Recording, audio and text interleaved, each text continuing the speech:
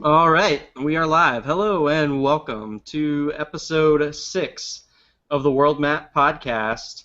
It is Sunday, June 14th, and this is our pre-E3 show. The E3 is happening. It's a lot of stuff going down today out there on the West Coast and going in through the middle of next week. So we'll be talking, as usual, about what we've been playing, as well as things we're excited about. But this is going to be a really news-heavy episode because there's a lot of stuff happening. So we'll get right into it. Without further ado, welcome to the World Meatcast.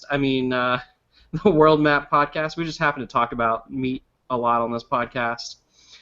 Joining me this week, as always, is my co-sausage, Josh Clark. Hey, how's it going?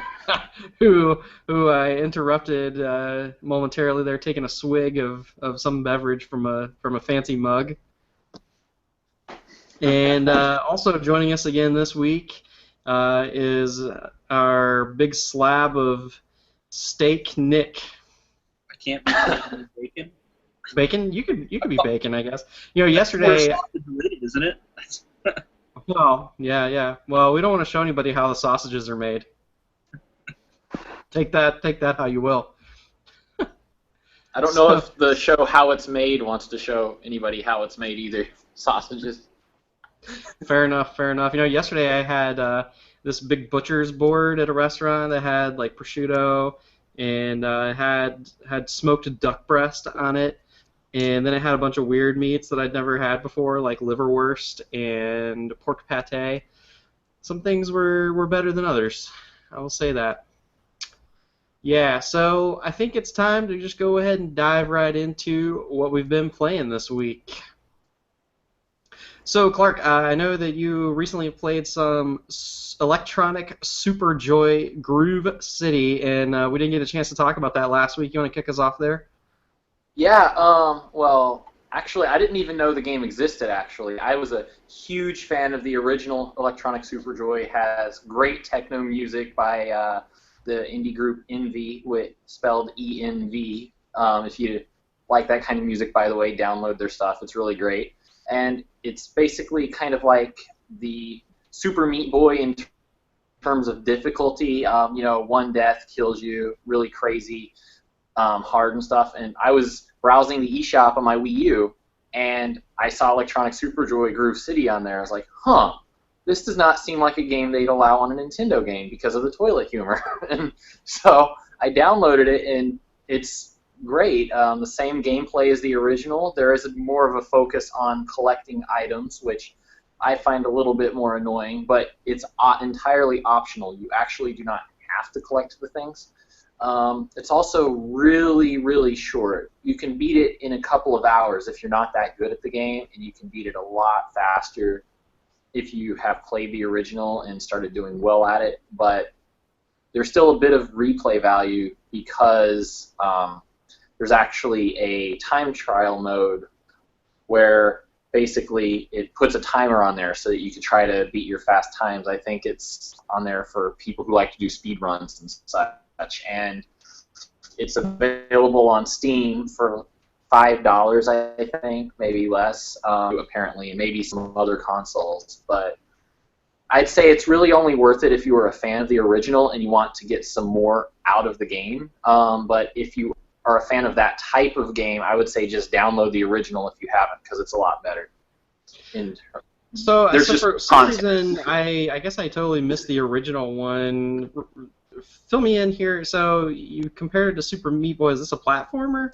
Yeah, it's a platformer. It's done by Michael Todd Games. I honestly don't know if it's only one guy, Michael Todd, or if there are more people working on it. I think it's actually two guys, Michael and Todd.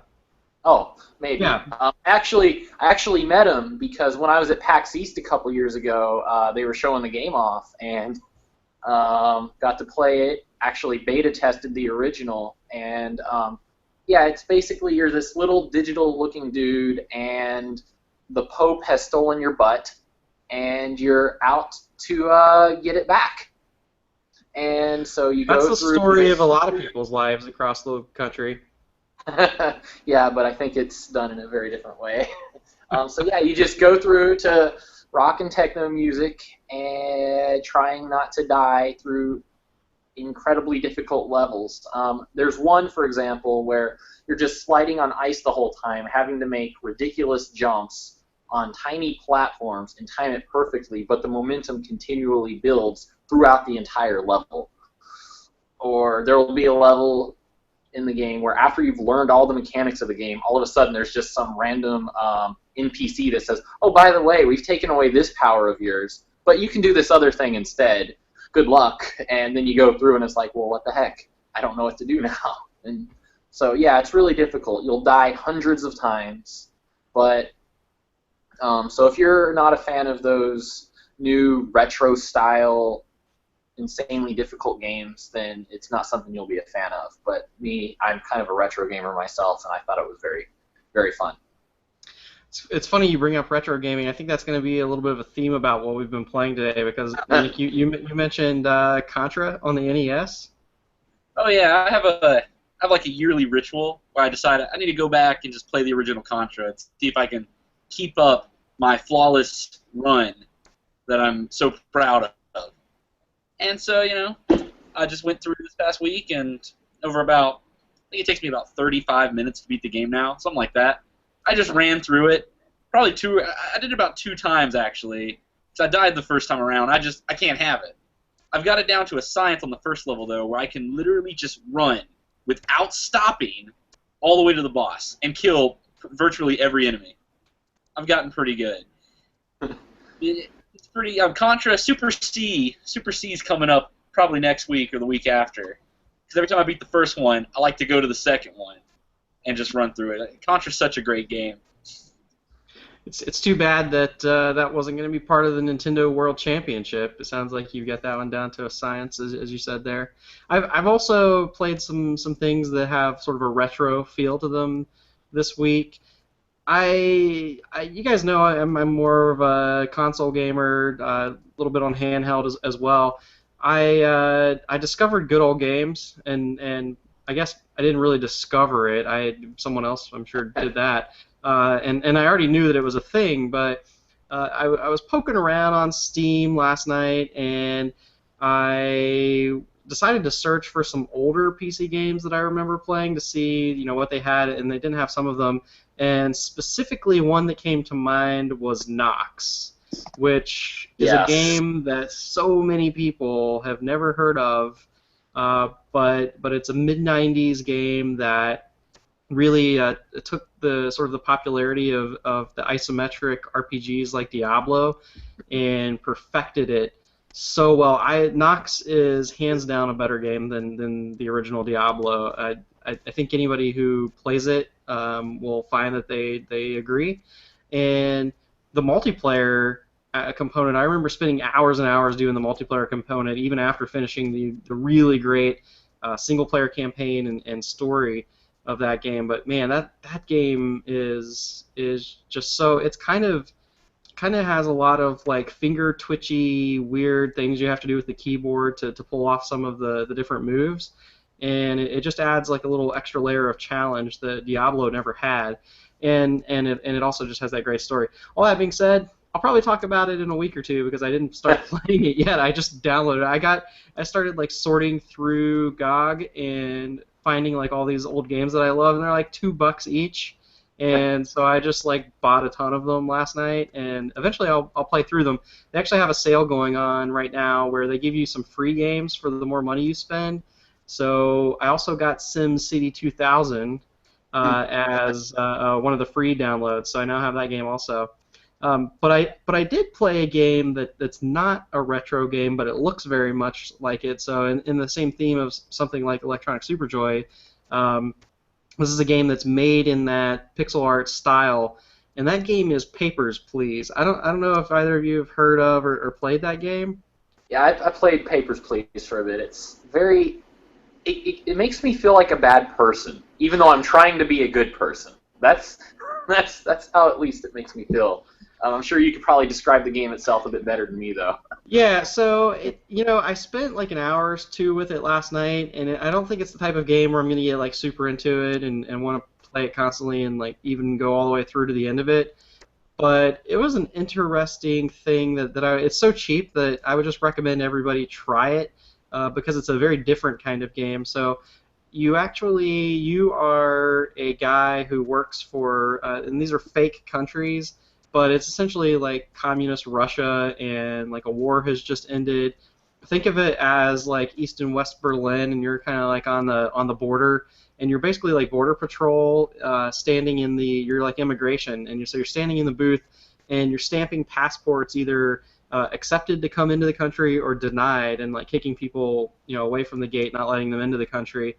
And so it's sort of a puzzle game in a sense because you have to compare the passport to, say, the person's entry ticket, and say, okay, do the dates match? Or compare their ID to their passport, and then look at the actual person's face and say, wait, this picture isn't the guy who's standing at the gate here. I need to interrogate this person a little more before I let them in.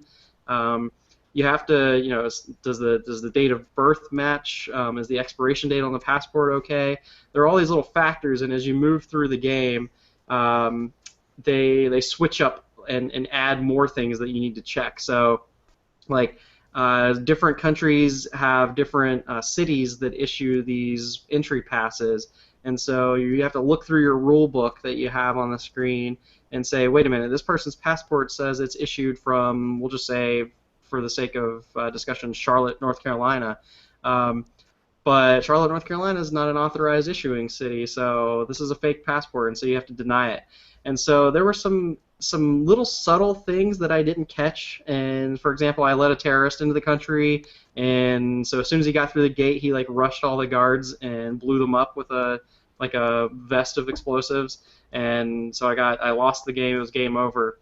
But you have to pay rent in the game, and you have family members living with you, and they get hungry, they get cold, they get sick. So you have to decide at the end of the day what bills you want to pay. Do you want to pay you have to pay your rent? That's mandatory. Then do you want to buy food, medicine, heat, etc.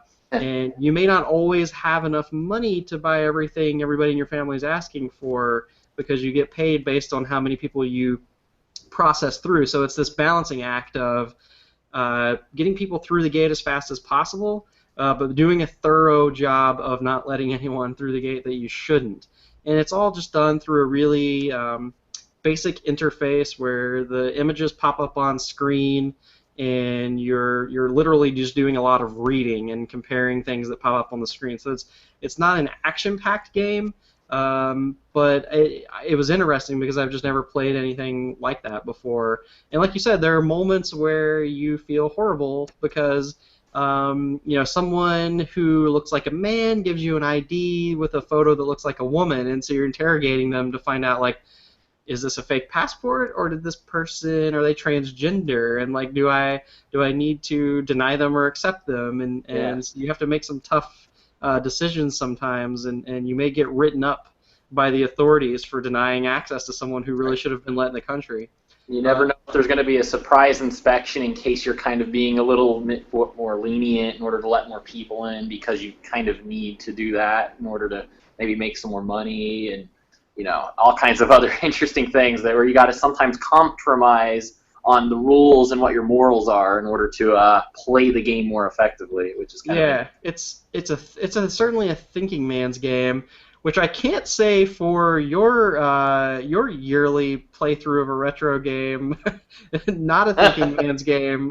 Probably the exact opposite of a thinking man's game, and that was Earthworm Jim on the SNES, right? Yeah, like how Nick plays Contra every year, I play through Earthworm Jim every year. Certainly not a thinking man's game. In fact, the less you think about it, probably the more sane you'll be, just because of how weird the game is. You're just a worm wearing a mechanical suit so that you can walk around like a person, but you could still use your worm body as a weapon. I don't understand how it works, but it is crazy fun. And for those of you who have played it before, most of you, or many of you at least, have probably not gotten through the level titled Down the Tubes. I can now beat that level without actually or Tube Race, excuse me. It's kind of a continuation of the level where you are underwater and you have a time limit in order to get through a maze, and if you hit too many walls, your submarine explodes. I can now get through that without using the hidden secret behind some rocks off-screen extra air tank that gives you more time. I have perfected actually going all the way through that level, and then I can also beat the game now without using any continues, which is, I would say, pretty tough because everything in the game wants to kill you, even your friends. Indeed, indeed, and if this is all new to you, by the way, you're either too young to have played it when it came out, so I recommend going to play it now. Well, actually, in about 40 minutes, and then, or if you haven't played the game and you're our age, then I don't know what to say. Go back and play. Yeah. If somebody has not played Earthworm Jim, I mean that to me is up there as one of the, like, if you had to do a top 100 like pedigree games, the classic games that you should play that have just impacted other games throughout history, Earthworm Jim is certainly on that list. That's like saying you haven't played Half-Life. Or Mario. I mean, maybe not as central as Mario, but I feel like Earthworm Jim is a pretty important game. Or Angry Birds for your new kids here. Yeah, moving on. So I'll just keep the retro or retro-esque trend going. A game that I played actually a month or two ago that we haven't had room on the show to talk about it yet, and we probably don't today with all the news anyway. But I just want to throw it out there: is Hotline Miami 2, which has the subtitle "Wrong Number" on it. Hotline Miami 2. I enjoyed it. It was a good game. I was a huge fan of the original Hotline Miami. I actually platinumed that game and was super excited about the sequel. I thought even if it was just more Hotline Miami, fine, that would be great. But I found myself a little bit bored with it. I guess at the end of the day, I wish it had done a few things new. But in a way, it also didn't. I didn't get that feel from it. In the original Hotline Miami, I could kind of like get into a rhythm, and I would just be like, kill this guy, go on this corner. And I got to the point where levels were very fluid for me, and I picked up the skills and just had a lot of fun with the game.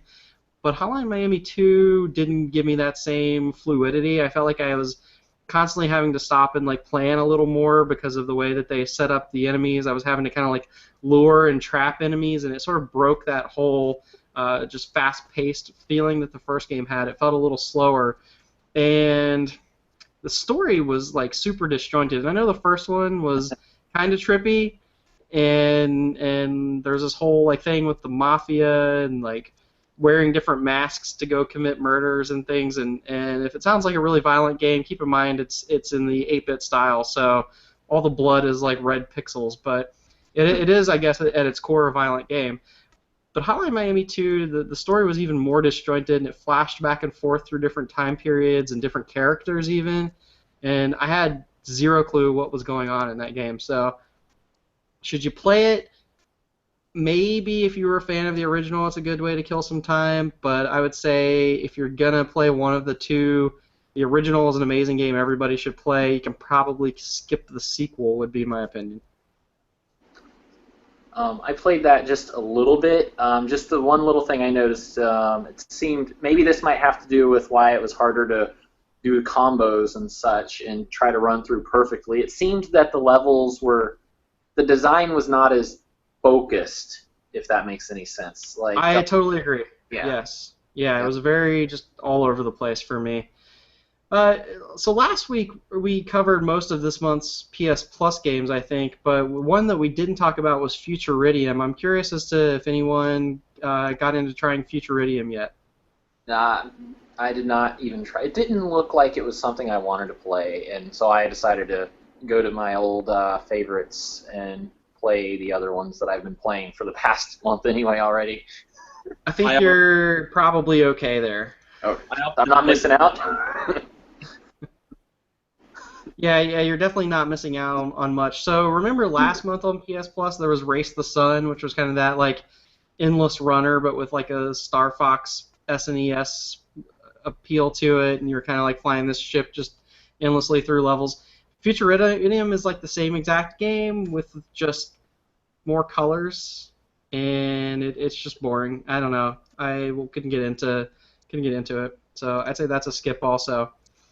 Uh, one correction that I did want to make last week, I ranted and raved about how great Super Exploding Zoo is, and I don't know if either of you tried that yet or not, but the developer reached out to me because I misspoke last week and said that game only had ad hoc multiplayer. It's actually the opposite of that. It's false. It actually has online versus is the type of multiplayer it has. And I jumped in and played a little bit this week of the online versus for Super Exploding Zoo. It's pretty fun, but it's not really all that much like the core game. And the core game is like 10 out of 10, amazing, one of the best indie games that I've played in years. Highly recommended. The multiplayer, I could take it or leave it. But I just wanted to clarify there that it does have an online versus mode. The patch for that game that I mentioned that was going to be coming out, still not live. I checked just a couple hours ago before the show started. So I would still recommend, especially if you're a trophy hunter, to lay off of that one for like another day or two, let the patch come out, and then definitely dive into it head first because it's a great game. The patch is with Sony now for QA, so it has been submitted actually like a day ago, I think, so it should be any minute now. Hopefully that patch is live for Super Exploding Zoo. So what else have you guys been playing this week? Well, I've been playing a bit of Super Smash Brothers for the Wii U. I think Nick's been playing this as well, actually. Recently, there was a leak that there might be some new DLC characters coming out. Ryu and Roy, along with Lucas, which everyone already knew about because it was announced. Well, I actually watched the Smash Brothers Nintendo Direct this morning, and yes, they were released. Actually, they did almost an Apple-like thing. It's like, oh, here are these new characters we're coming out with, and it's available now. And so I went on there and downloaded it about 2 hours later because though they're really good at releasing something right when they are in the middle of a Nintendo Direct, they still have not figured out how to have enough, server capacity for all the people that may actually want to download the games or the DLC. But I finally downloaded them and played with Ryu for a bit. And again, Nintendo, they paid a lot of attention to detail. Even though, if you're familiar with Smash Brothers, there's only two back button, and then whatever direction you move the control stick in determines whether it's high or low or a different special. For Ryu in particular, they were able to incorporate the move commands that Street Fighter fans are used to using. So, you can do a quarter circle forward and then press back in order to do the Hadouken. And you can still do it just by pressing the B button for a special, but if you actually use the commands that are in the Street Fighter game, the moves are stronger, which I thought was very interesting. That's so smart. That's like Blizzard level smart game design right there. Yeah. There's also a cool thing with Ryu as well, where he has a move that can only be activated if you do the input command, which is his flaming Hadouken, where you got to use the half circle back to forward. You can only pull off a flaming Hadouken if you do that button combination. Yeah. But I'd say my favorite thing about the DLC is the fact that Kirby can suck up and copy Ryu's moves. And it's just hilarious looking at Kirby just going making like a little Hadouken. It's the best thing about the game, I think. We're gonna have to Kirby Hadoukens. Yeah, exactly. We're gonna have to. I don't know. I feel like someone needs to make some kind of YouTube mashup of that if they haven't already. But something else I noticed is Nintendo is focusing really heavily on those people who already like Nintendo games and have played earlier ones. They're hitting all the right nostalgia buttons.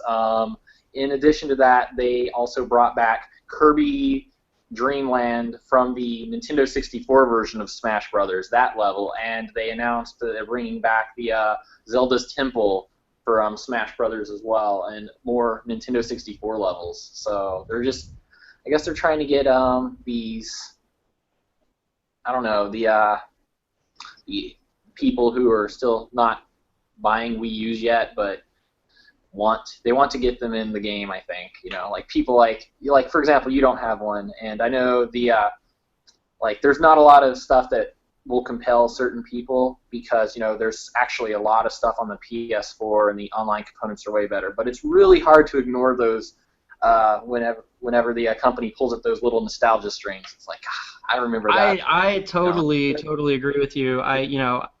Nintendo has done so much right in the last few months, despite all the crazy crap that they have done wrong previous to that with their consoles and such.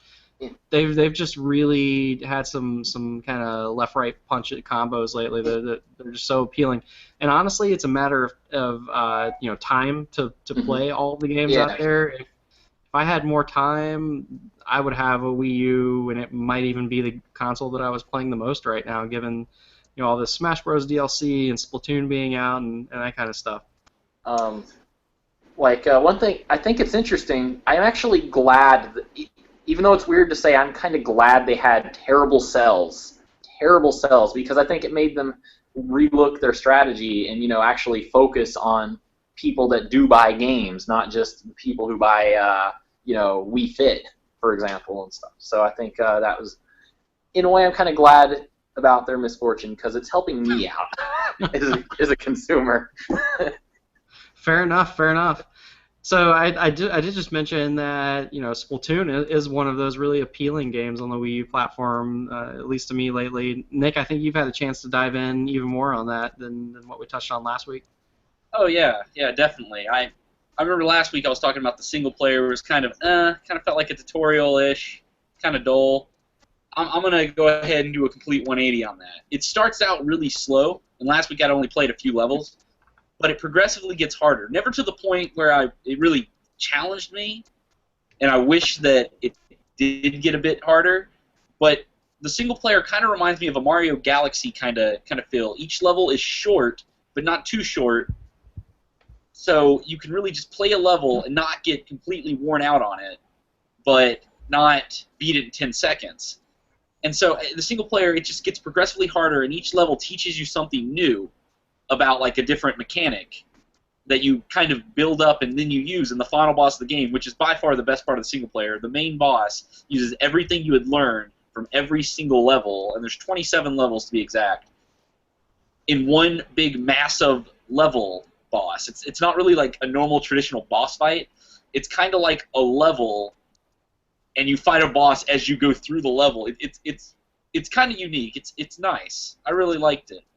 And then Nintendo, as Clark said earlier, they're really focusing on the people who are playing their games, the gamers, the ones who want to play the games.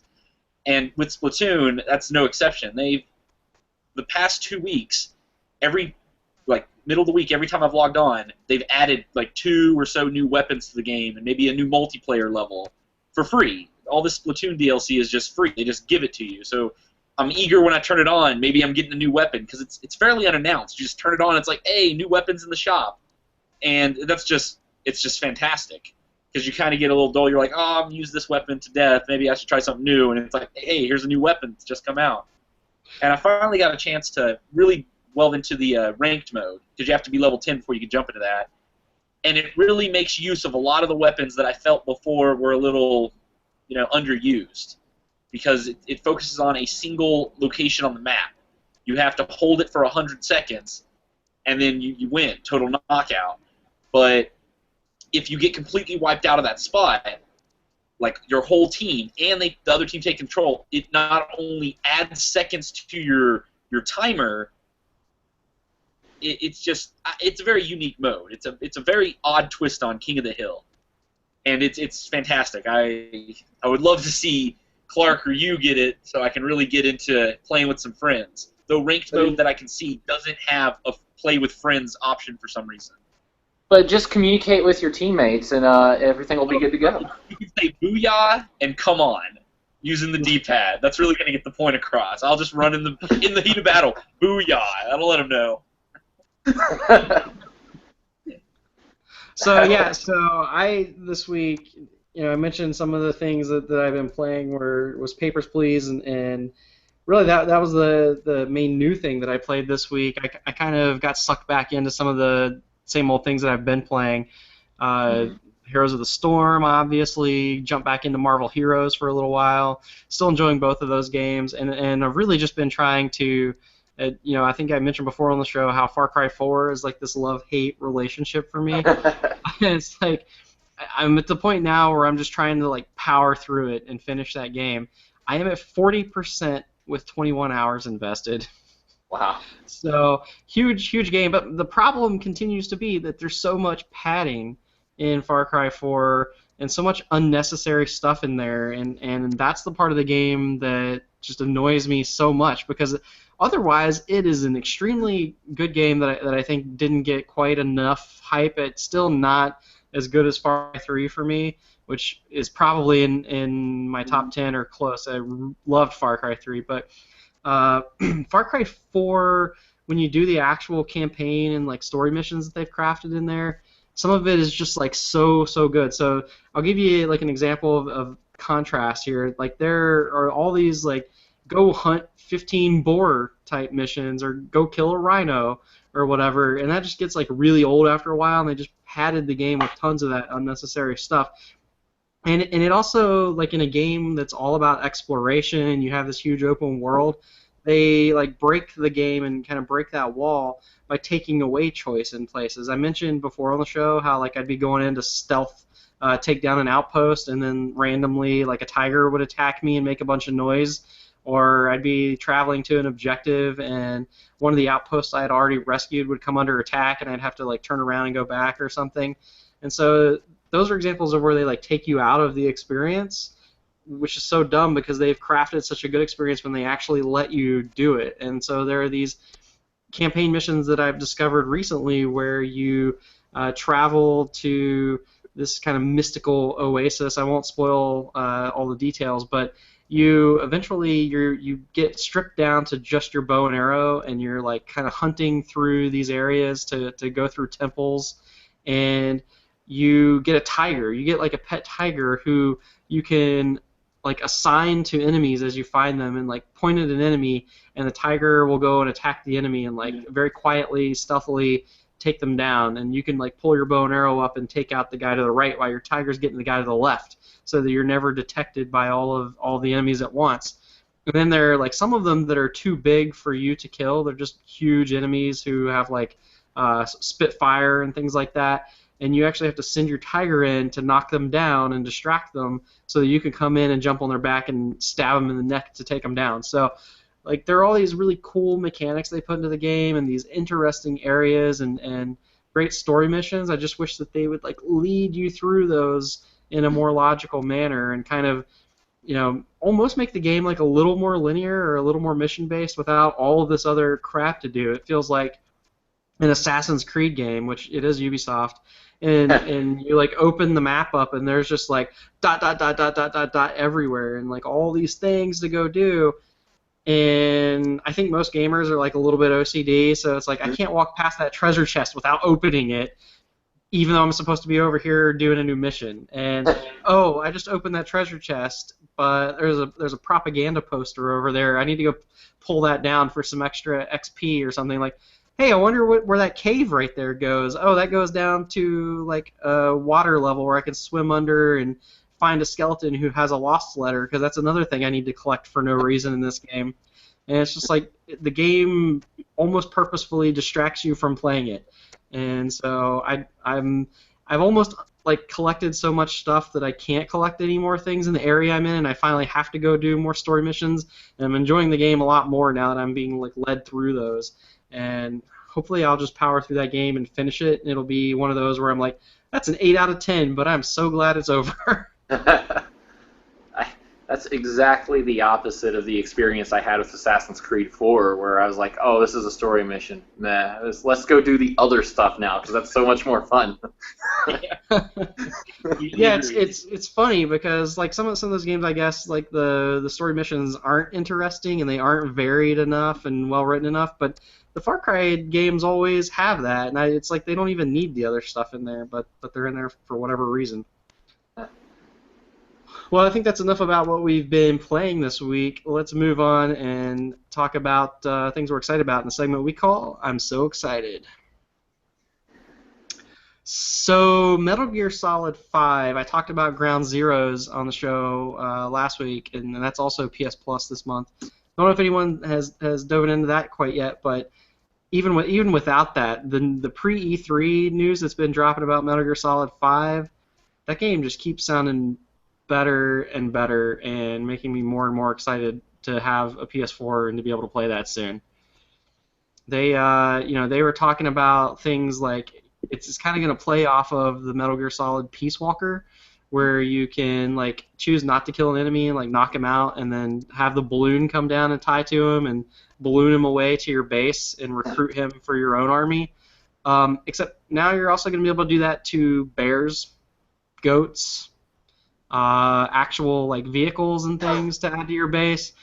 So that's one aspect, and it's just that crazy like Kojima stuff that's in there. I heard that in order to understand certain parts of the games, you have to first capture a translator. There's going to be like it's open world, but from some of the things I've read, it's not open world in the sense where you can go in some buildings and some buildings you can't. Like everything in the open world feels like very strategically placed for some reason or another for you to interact with. Like the buildings are going to be, I think, pretty much all like able to go in and explore them, and the game just looks really good. I think it's going to be a game of the year contender from what I'm seeing.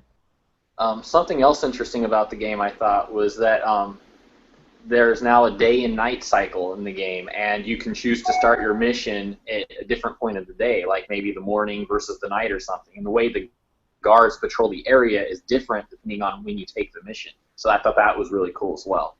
And also weather. I read that, like for example, if you tie a balloon to a goat to send him back to your base, and there's a storm going on, there's a chance he could get struck by lightning and the balloon pop and your goat be lost into the sea forever.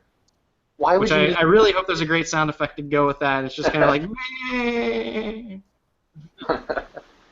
We can use that as a transition at some point, if there is.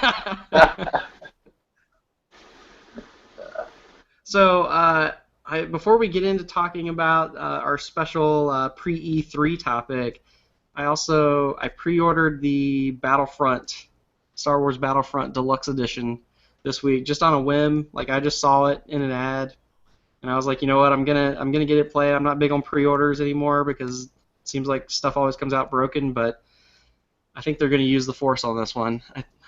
And you get all these like extra planets and missions and things, and like I don't know, Han Solo's blaster or something. I'm not even sure what all the deluxe edition comes with. I just thought if there is a deluxe edition for something that says Star Wars, I should probably have it. Right. I don't pre-order anything as a policy now until about 40 minutes before the game's going to be released, and then I panic and try to find a pre-order version somewhere. Sometimes that actually works out, though. So yeah.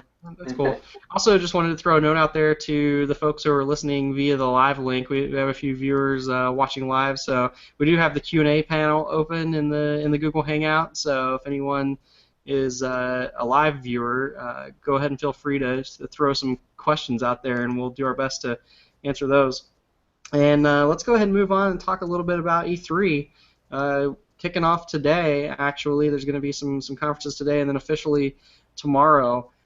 But aside from all the game announcements and people who are having press conferences like Bethesda and whoever, let's talk about the real contenders here, Sony, Microsoft, and Nintendo. What do you guys think the big three need to do to win E3? You want to take this one, Nick? I mean, have content for your systems. That's about all I can say. Nintendo, they've been doing good with content, but as it's been announced, they're not going to be showing Zelda. They're not going to be dealing with their that joint thing going on with the mobile devices. They're not showing a lot of the stuff they've been hyping up. From what I understand at E3, basically Star Fox is the main thing I know of that they're showing, and I mean I'm looking forward to Star Fox. Don't get me wrong, but I would really like to see what progress has been done on Zelda in that aspect, and just content. I want to see content. That's really good. What's going to win me over. Yeah, I mean, in Nintendo's case, it's interesting because we think there's probably going to be a Star Fox mention and maybe Metroid mentioned. There's some stuff swirling around that also. I guess we'll find out when their Nintendo Direct releases because obviously they don't actually. Metroid's not like Other M. Right. Yeah, it has to be the right kind of Metroid. I'd like to see a Shadow Complex style Metroid. But I don't know. So let's say they announce Star Fox and or Metroid, or both. Is that enough to tip the scale when it seems like their E3 hype train has run out of steam right before E3 because they've made all these announcements recently, but none of that stuff's going to be there? Well, I don't know. Oh, you go ahead. No, you go ahead. I was just going to say, Star Fox and Metroid already, just both of those sounds more than what Microsoft has going on under the table that I care about personally. The only thing Microsoft has that I'm really looking forward to is Halo 5. And I personally got to play the beta. I had a friend with an Xbox One that had it. And I don't know if either of you two got to get your hands on that beta, but it's probably the most fun Halo multiplayer experience I've had since Halo 2. It's really good. They're doing a lot of things right, 343, in my opinion. I've reserved myself to the fact, unfortunately, that I probably will be buying an Xbox One just to play Halo 5, and That's it's about where I am. so sad to me that I wish Halo 5 was going to be available some other way. I keep hoping they announce it for Windows 10 or something, and because there is a lot of cross compatibility stuff going on there. And possibly we might hear something about Gears of War, which would also be interesting. Those are the two franchises that are exclusive to Microsoft that interest me. Also Fable, which I don't know why, because those games I always think I'm going to like them more than I do, and then they're half broken. Why do you keep buying those? At the end of the day, though, I do enjoy them. They're probably more 7 out of 10 games, but I do enjoy them. But the new Fable that's coming out, which I think is going to be free to play or something anyway, and also on Windows, is not a Fable game, right? It's Legends, I want to say. It's more of a dungeon master type game. So really, yeah, it does come down to Halo and Gears. But then we had this announcement this week that Microsoft has partnered with Oculus, which we'll talk a little more about in the news section. Maybe there's some killer app there that comes out. I don't think so. I don't know. I agree. It's all about content. Oculus Connect Sports. Yeah, they're going to start bundling the Oculus with the Xbox One, even though Kinect no longer is. Yeah. Only $200 extra. Yeah, it's no big deal, right? Yeah, and then who knows if Sony shows us something with Morpheus that can even rival. Yeah, it seems like Oculus Rift, they got the early start into VR. They're kind of the known quantity in VR now. A lot of people have certainly by this point played many demos and things on Oculus. It's kind of a thing that's already in existence, even though it's not readily available to the usual consumer. But I don't know if Morpheus is going to be able to compete with it. Maybe there's some magic bullet there. But Sony, obviously, they're going to have Uncharted 4. They're going to have Metal Gear Solid 5. I think Sony's going to be okay to keep the momentum that they have going. No Man's Sky, obviously, that's my most wanted game since last E3. I feel like Sony's not going to have anything that blows us out of the water, anything new, anything that we haven't heard of before that we're going to be oh, yeah, they just won E3. Probably the indies, because of that great partnership they seem to have with independent developers. Yeah, which is exactly what I want, why PS4 is kind of my go-to console. But in terms of, quote-unquote, winning E3, I don't know. I don't know which one of the big three. I think Microsoft really has to. They have to bring something to the table that's not an IP we've heard of before, but that's also not like a Rise or something that we're gonna like just roll our eyes at, and it's not gonna actually become a franchise. They need a real franchise. I don't know, maybe Rare will step out on stage with something. Yeah. I don't know. It seems like that Microsoft may have the most potential to wow us because it seems there have been fewer leaks regarding Microsoft stuff, and then Sony and Nintendo in particular. It seems like they've already announced almost everything by the end of today, and so they might have something new. I have no idea. Yeah, I think when Yeah. that Nintendo Direct drops, we'll know for sure. But right now, I'm feeling like Nintendo won pre-E3. Sony's probably going to just steadily chart along, just like they've been doing, because they're doing just fine. They did that with the PS2, where they didn't really like do a well enough job launching the PS3 to make it successful initially, because Mhm. Sony's like really good at just charting the waters when they think they're doing okay. Mhm. I'm leaning towards, and I can't believe I'm saying this, but I'm leaning towards if Microsoft can announce one piece of really killer software, whether it's, I think it has to be not for Oculus. I think it has to be compatible with Oculus, but it's got to be just like normal Joe gamer can pick up his Xbox One controller and play it. I think if Microsoft brings one like heavy hitter, they're in a good position to win E3, even though I'm not sure what it will do for them in the long run in terms of sales. I got it. In addition to the DVR functionality, it can also make coffee.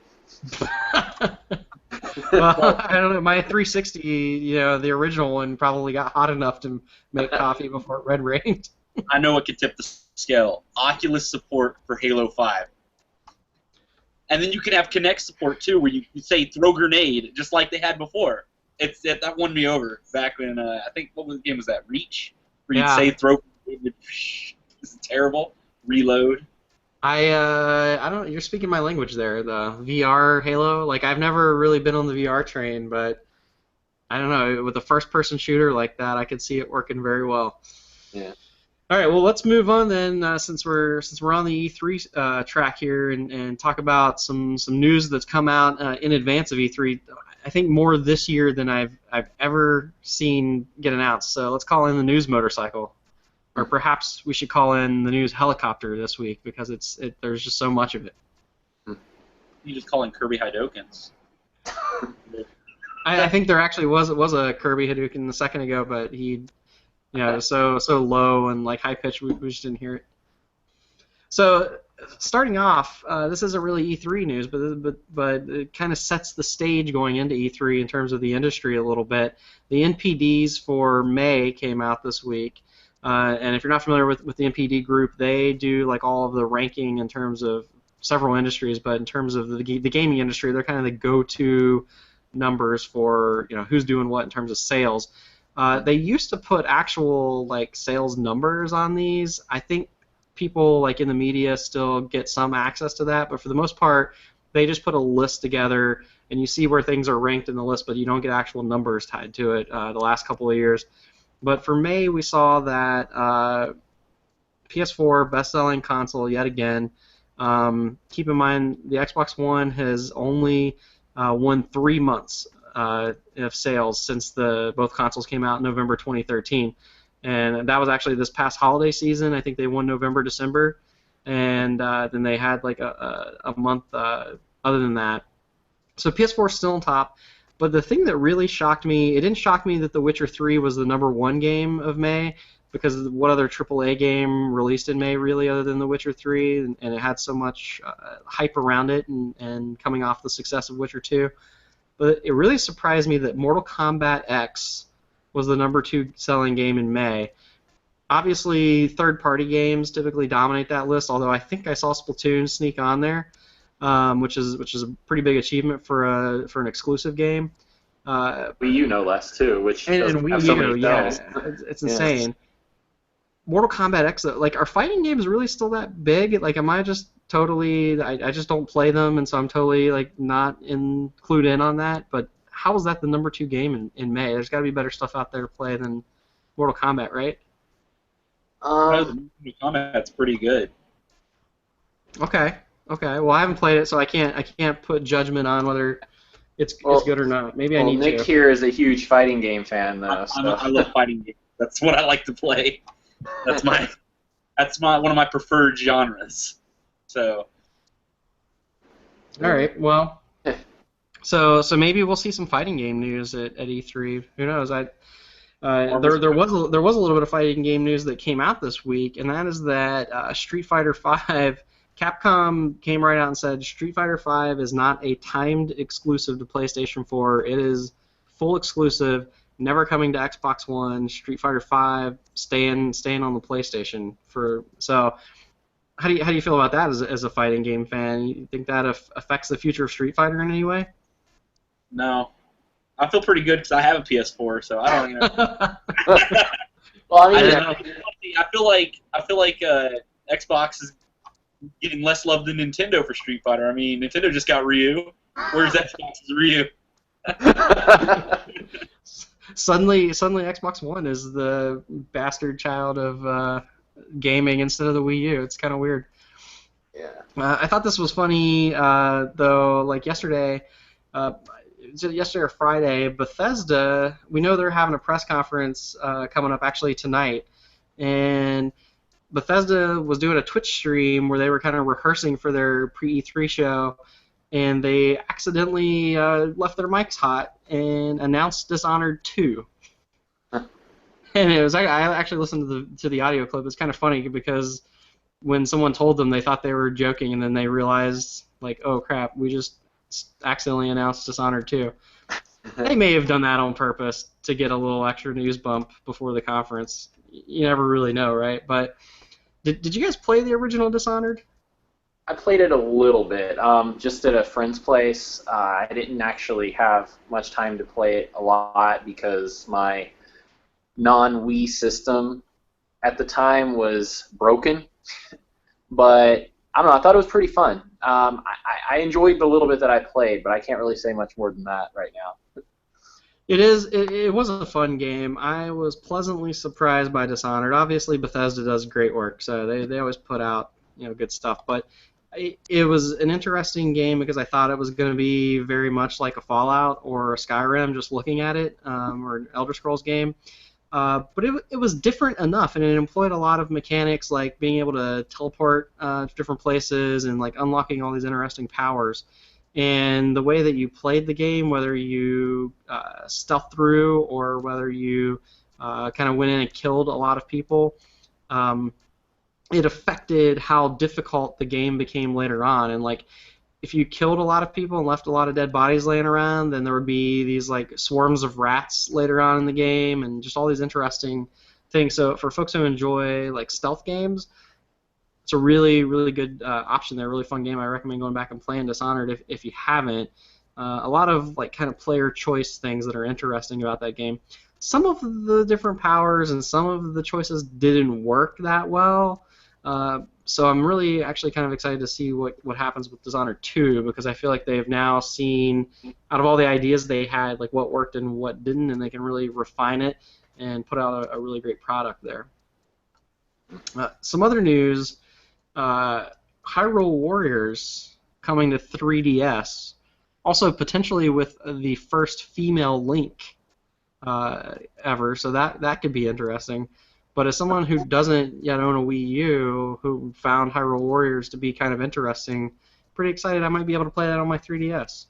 Yeah, it's pretty good. I have it on the Wii U. I'll say, if you like Dynasty Warriors, you'll love this.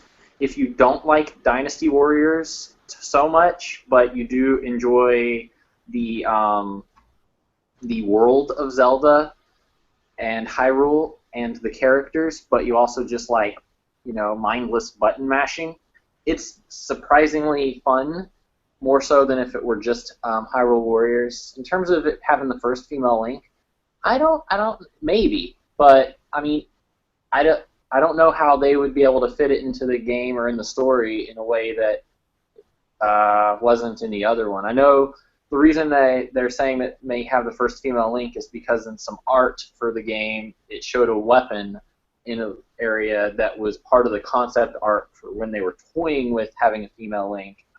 Personally, I think it'll probably just be an extra weapon for a character, but who knows? Neither of us do.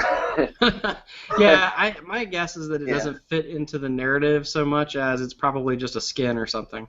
Maybe. I mean, there is you can play as Tingle in the game, so I mean, and that has nothing to do with the story. What if there were Tingle Hadoukens? I quit gaming. You would quit gaming. Yeah, I almost quit gaming when Tingle was just added into Zelda games to begin with. So some other news. Platinum Games. There's some rumors out there that they're going to announce something at E3, and it might very well be Vanquish 2, which I think was. I want to say that was a Sega published game, the first one. Played that on 360. I don't know if you guys played Vanquish, but I think both of you, it would be very much up your alley. It's Why so? It's kind of a third-person cover-based shooter in the vein of something like the shooting sequences in Mass Effect or like a Gears type game, except with like a lot of crazy Japanese stuff, robots, and it's just like super fast paced. So you constantly are moving from cover to cover. You can't really like stay behind cover and then like pop out and shoot, like you can in some of those games. You have to constantly be moving and flanking, and you just have all these really interesting sort of cybernetic robot weapons that you unlock throughout the game. Super fun game. Actually, you probably I knowing your style of gaming, I would say you might want to go back and pick up Vanquish and play through that, because that is a really cool game. There's this mechanic in there where you kind of, if I remember correctly, you have a slide mechanic, except you kind of have like jet thrusters on while you're sliding, so you're like boosting yourself forward but sliding under enemy fire into cover, and so you have to use that slide mechanic a lot to kind of get around, and I think you can kind of slide 360 degrees around enemies and kind of be shooting at them at the same time. It's just a super fast-paced version of that type of game. Also reminds me a little bit of Metal Gear Rising: Revengeance in some ways, at least stylistically. Sounds awesome. It is indeed awesome. What do you guys think of this news that YouTube or /Google, right, announced their own game streaming service? I mean, I think that's kind of cool. I'd much rather give all my personal data to one company instead of two, and they already have it. So, I guess that's a good point. I mean, obviously, I don't know, use Google stuff and YouTube stuff every day. Twitch is something I use once in a while. I'll stream from my PS4. I've played around with it some. If I'm playing something on like launch day that I know a lot of people are going to be interested in, I'll Twitch stream it. And obviously Twitch was acquired for a pretty large sum of money by Amazon about a year ago or so. I don't know if you guys saw the Twitter reply though from Twitch after YouTube made this announcement. It basically said, "Welcome Player 2, add me on Google Plus." Yeah, that's pretty funny. It's like, hey, we're already here. Guess you can help out. Yeah, I thought the Google Plus dig was so funny. Like Buzz and Wave and all the other things Google's tried to do. We'll see if their game streaming service, being tied to YouTube certainly hasn't been a failure, but I don't know. Yeah. A lot of stuff Google's done has not panned out for them.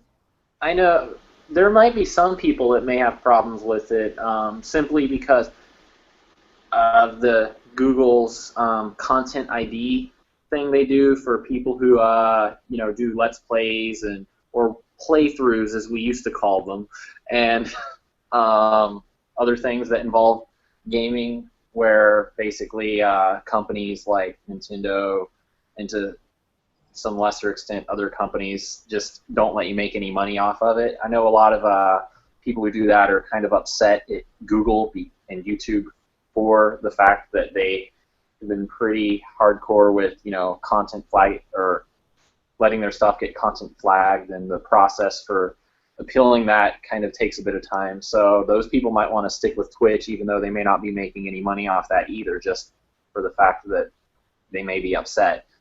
So that might be something that can hurt them. But then again, a lot more people use YouTube and Google. Like, not Twitch, it's mostly gamers that go to it, but maybe people that might be casually interested in games.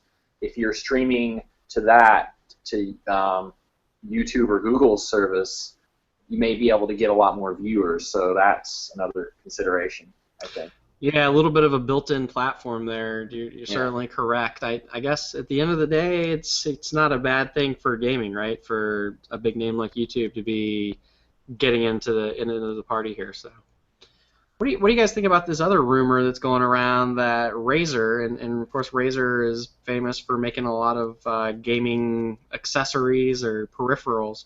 Razer getting into talks to buy Ouya for $10 million.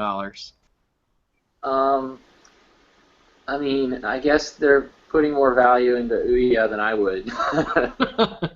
Yeah, I guess that's my thing is the only time I ever hear about Ouya is like when there's a news story about something happening with Ouya. I've never even seen one in the wild. I don't know anyone who has one. I guess it's certainly a good platform for some things, but I feel like if you have one of the consoles from the big three and you have a PC and you also have like a tablet or something, I don't know what's left reason for you to buy an Ouya. Well, even if you forget about the consoles, if you only think about Steam, what would be on that you can't really buy on Steam? It's mostly indie things from what I can tell. Maybe some, they don't have a lot of AAA things, certainly. There are larger developers that may be making games for it, but it's certainly not stuff that they aren't releasing in other places that will make them money, because other places already, or other platforms already have the install base. So really, if I wanted to play that stuff on my TV for low cost, I would just buy an HDMI cable and a Bluetooth controller, and I'm already good to go. Yeah, and the Ouya platform, I think, too, is going to face some challenges with the whole like Steam machines thing, because there you have a really like known quantity who people trust for PC type gaming, and then that's also going to be able to just hook right up into your TV very easily, kind of out of the box for the average Joe gamer. So it's weird, but at the same time, I do think the marriage of Razer and Ouya is interesting and a good fit. I don't know if they're going to be able to do anything to make Ouya more successful than it has been, but if you think about it, like Razer makes a they're not a Mad Catz, right? They're not making like knockoff peripherals that break in 5 minutes. Like Razer's known for really high quality gaming, like mouse and like keyboards and things like that. So I can see Razer actually adding more value to the Ouya than what it currently has. So I'm going to watch this with a lot of interest to see what develops out of this.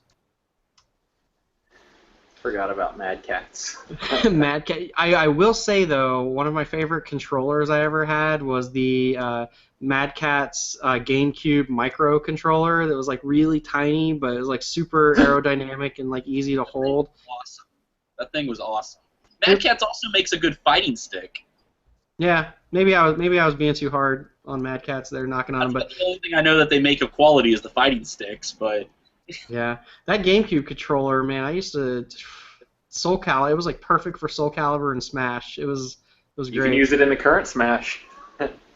Right, I guess so. Yeah, I have to dig that thing out somewhere. Put a micro up for reuse button moves. Yeah. So we talked about like what the big three have to do to win E3. One of the things we didn't mention, and I think it's because we're all like tired of mentioning it and no one really believes it's going to happen, but every E3, man, these rumors start swirling again about The Last Guardian. I'll believe it when I see it. Just like same thing with the Final Fantasy VII remake. I'll believe it when I see it. Well, we got a Final Fantasy VII re-release, Josh. Or Clark. Both of you. Yeah, we did. Although wasn't it? It was like literally just basically like the ROM, right? Just Yeah. the peak report. Yeah, that was sad. That's not I what would I actually wanted. be extremely excited to see The Last Guardian because I love Shadow of Colossus and Ico, and it just looks like it's right up there with it. But like Clark says, I'll believe it when I see it I'm because I'm they've just been certainly in throwing that it out same there. camp. It sounds like the creator of Knack, Mark Cerny, who's a big name in the game industry. Apparently, he's gone over there to Team Ico to like finish development on The Last Guardian. If Sony does roll that out, it'll be weird because it's like Yeah. they took the strategy of taking forever to develop a game just to make the announcement all that much better. Like they could very well win E3 just by finally announcing that game. I think it's been in development since I think 2007. Wow. I So you honestly, think about how many like what the other Sony first party studios have done. Like think about how many Uncharted games and The Last of Us that Naughty Dog has put out in the time that Team Ico has still not finished The Last Guardian. I honestly think we might see Half-Life 3 before that comes out. I think Capcom will make a Mega Man game before that gets out. Yeah.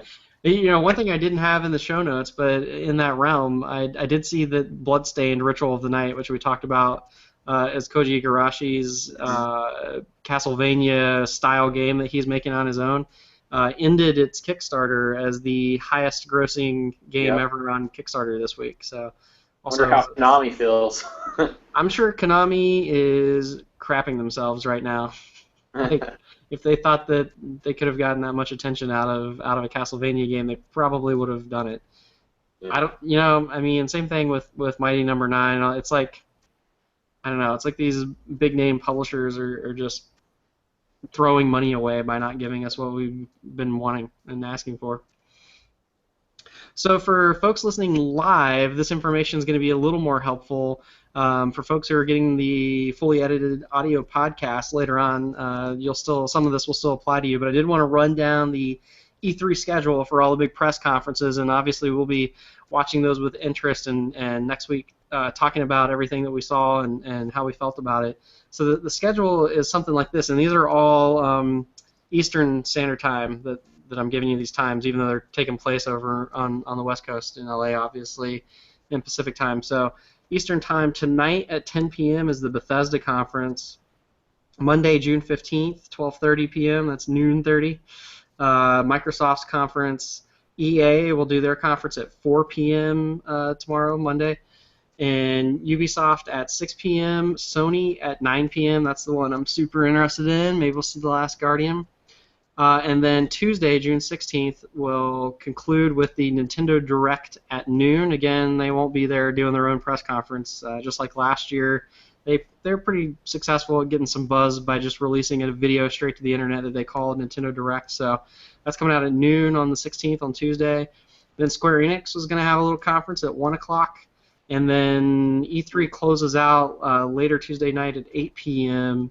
Eastern Time with the PC Gaming Show, which probably, by the time we get around to PC gaming, most of the stuff that's going to come out there probably will already have been announced for consoles, but we'll see what comes out of interest there. So that's our giant news segment this week. Let's move on and talk a little non-gaming in the section we call We Have Hobbies. So one thing that I finished up recently was a little series on HBO called True Detective, and season 2 underway now with Colin Farrell. But I watched all of season 1, and it's only 8 episodes, and that obviously stars Matthew McConaughey and Woody Harrelson. Interesting show. I don't know if either of you have seen True Detective, but I would say at the end of it, I felt like the acting and the characters were more interesting than the actual story. It kind of flashes back and forth between present day, these detectives telling the story of how they nabbed this serial killer back in the day, and then it flashes back to them actually going through that case, and you start to realize that their story they're telling doesn't match up so much with what actually happened. So there's some mystery around it. It has this sort of weird religious overtone of like these weird voodoo people and different things. Um, Interesting show, but I felt like they set up all these little kind of almost paranormal mysteries and things that never really came to fruition, and they just kind of solve it a little too easily toward the end. And I won't spoil anything, but it's one of those shows that set itself up for a grand finale, and at the end, it was satisfying. I'm glad I watched it, but I don't think it sold me to really be hankering for season 2. Did you guys have anything you wanted to add into that segment this week? Well, trying to work, Clark and myself, we're trying to work on breaking a world record sometime in the near future, but that's as far into it as I'm going to get because I'm trying to get everything in motion. I don't want to throw out any unnecessary hype for something that's still just kind of, coming to be. All right. Well, you heard it here first. Stay tuned to the World Map Podcast for more information on breaking a Guinness World Record. I'm intrigued. You should be. So let's move on then and dole out a little bit of advice for the day. So my advice this week, obviously sometimes this is gamer tips, sometimes we're just throwing out random advice about other things. Last week Paul told us that financial momentum is everything and gave us some very vague advice that I hope everyone figured out how to follow. My advice this week is much more specific. It is that the Garden Safe brand of pesticides, it's an organic 3-in-1 pesticide, miticide, and fungicide for your garden. And I do some gardening and have a small vegetable garden in the backyard. The Garden Safe brand, and they did not pay for an ad on the show or anything. But I was a little skeptical, like, is this organic thing really going to work? I don't really want to use like traditional pesticides on my garden. But I've given it several applications now, and it is doing a wonderful job. So if anybody out there planting anything you don't want bugs to eat, fungus to grow on, check out the Garden Safe brand. They have a really convenient spray bottle at your local home improvement store that just hooks right onto your garden hose. You're good to go. How about you there, Clark? Well, I think it was 2 or 3 weeks ago I gave a little bit of advice on how best to keep yourself cool using just fans if you don't have an air conditioner.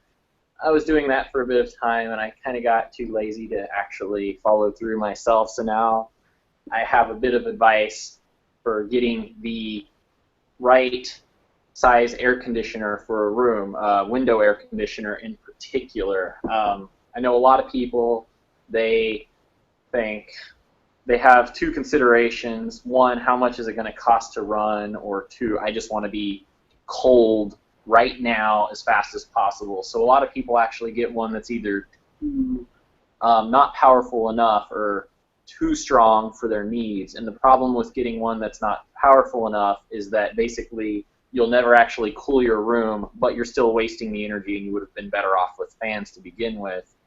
But if you get one that is too big or too powerful, it will actually cycle on and off too quickly, and the moisture that it pulls from your air will just re-evaporate into your room, and you'll just actually be in a cold, damp environment, and that kind of is the perfect environment to breed certain types of microbes, and also you just feel clammy. So you want to make sure you get an air conditioner that is just right for your size room. Say if you have a 350 square foot room that you're getting an air conditioner for example, you'll want something that's 8,000 BTUs rather than 20,000, for example. And you also have to factor in how many people are going to be in the room. Say you'll want to add about 600 more BTUs if there's going to be more than 2 people in the room constantly for each additional person. And you're going to want to up that by 10% if it's going to be in an area that faces the sun more often than if it's in a room that does not face the sun. So just a few tips there to consider. I will take that under advisement if my HVAC ever breaks. Yes. HVAC. Yeah. That's the life of living in suburbia instead of in walk-up apartments and such in the city. It is hashtag suburbia. Love it. All right. Refuse to use hashtag. I'm going to Yeah. call it a pound sign. Hashtag pound sign. Hashtag pound sign. Yes. Well, speaking of tweeting things, take a moment here to thank everybody who's been downloading the show on iTunes or elsewhere listening to it, who's been visiting the website, and also all of you who are watching right now live via the Google Hangout on air. We do this every Sunday, usually around 3 o'clock, a live show via Google Hangouts on air. The live video show gets archived onto YouTube, so you can search for the World Map Podcast and find us there. You can also find us on some other places. When you do that, we'd really like you to continue to help us promote the show and make it better. So we're looking for feedback, and we're also looking for help. Hey, tweet about it, post about it, tell a friend, get some people to download the show. Even if everybody tells one person, it's a big help and can expand the audience. And we've gotten some great feedback so far that folks like the show, so we want to continue to produce it for you.